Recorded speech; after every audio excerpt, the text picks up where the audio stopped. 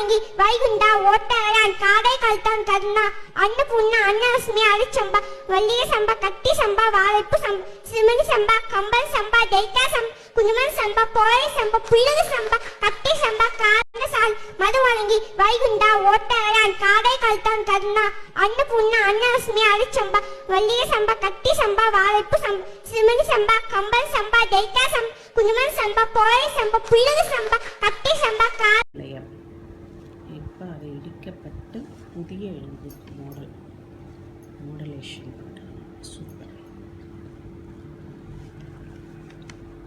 இது வந்து எப்போ கட்டுறதுன்னா 1905 செப்டம்பர் மாதம் முடித்தது 1908 16 முடிஞ்சதான் 3 வருஷத்தில்.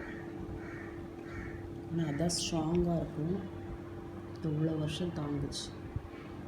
இப்போ புதிய மாடலேஷன் கன்னட்டம்.